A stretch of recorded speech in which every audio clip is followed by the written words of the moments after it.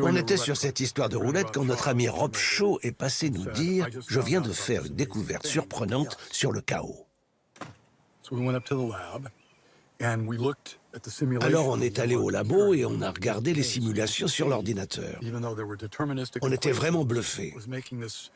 Sur l'écran, on pouvait voir des modèles générés de manière aléatoire, même s'ils reposaient sur des équations déterministes. On était complètement fascinés. On a créé des algorithmes pour identifier des modèles dans la nature basés sur la dynamique chaotique.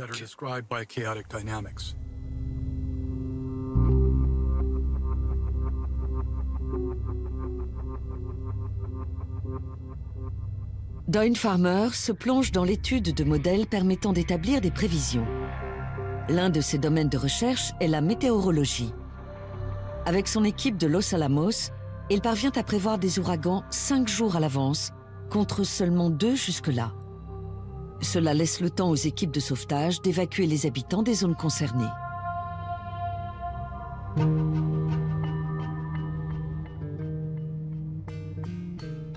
Chaque fois que j'en parlais, on me demandait « Est-ce que vous l'avez appliqué au marché des actions ?» J'ai fini par en avoir assez de répondre non. Entre-temps, j'avais entendu parler de l'hypothèse de l'efficacité des marchés selon laquelle la bourse était fondamentalement imprévisible. C'était une théorie très populaire à l'époque, mais je n'y croyais pas. Alors Norman et moi, nous avons plié bagages une fois de plus. Il a démissionné de l'Université de l'Illinois et moi de mon emploi à Los Alamos. On s'est associé avec quelques jeunes scientifiques et un homme d'affaires et on a fondé Prediction Company, une entreprise pour prévoir l'évolution du marché des actions. C'était en 1991.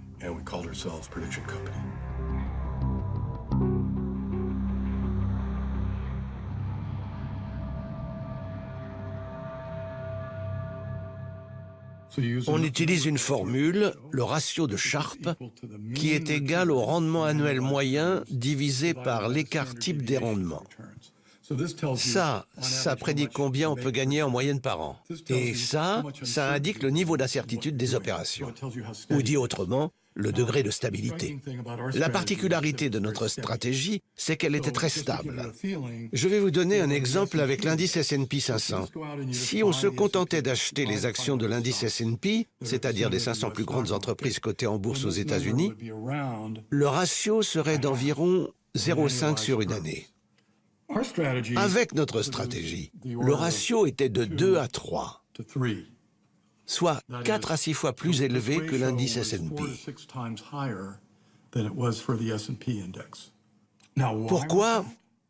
Eh bien parce qu'on traitait toutes les données chiffrées qu'on pouvait trouver sur le marché américain. On rassemblait ces informations à partir de 15 sources différentes.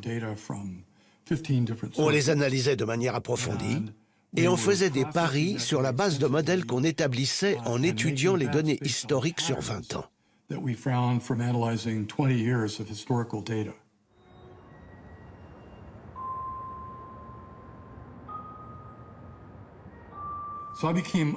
J'ai entendu parler de Blair Hull en 1987.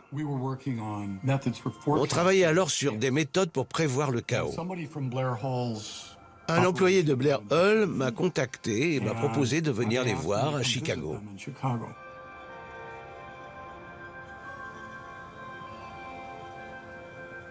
Malheureusement, Blair Hull n'était pas là lors de mon passage.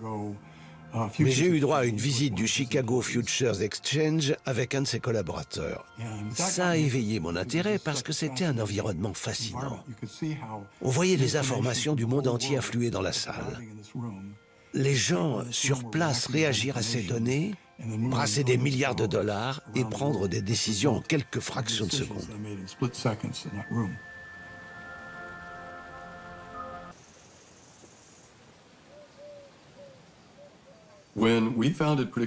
Lorsqu'on a créé Prediction Company, on ne savait rien sur les marchés financiers. Je me suis acheté un costume parce que je n'en avais pas, et j'ai commencé à traîner dans Wall Street pour trouver un associé. J'ai visité 20 entreprises différentes et je me suis mis à lire des livres sur la bourse. Mais j'ai surtout appris en parlant avec les gens. D'abord, on est allé dans des entreprises avec lesquelles il y avait peu de chances qu'on fasse affaire. Mais les gens étaient suffisamment intéressés pour discuter avec nous. On s'est familiarisé avec le jargon et on a appris un tas de choses. Voilà comment on a fait nos classes. Notre méthode consistait à chercher des modèles à partir des données. Et une fois qu'on les a trouvés, on a développé un système de trading pour faire des paris sur la base de ces modèles.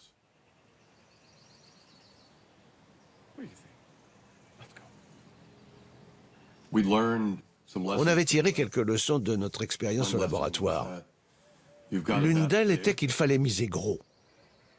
Pour élaborer un modèle de prévision efficace, on n'a pas vraiment besoin de pronostics infaillibles. Si on tape dans le mille dans 55% des cas et qu'on fait suffisamment de paris, on peut réaliser pas mal de profits. À la roulette, on peut vous mettre à la porte ou vous menacer de vous briser les rotules si vous gagnez. Pas à la bourse. On ne vous vire pas parce que vous gagnez. Il nous a fallu environ 5 ans pour mettre au point un système qui fonctionne en continu. Mais une fois qu'on y est arrivé, ça a très bien marché. Ensuite, Prediction Company a opéré pendant une vingtaine d'années à la bourse. Même si moi, je suis parti en 1999.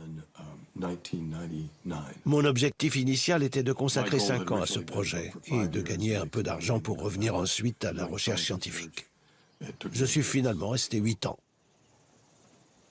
En 2006, on a vendu l'entreprise à UBS pour 100 millions de dollars.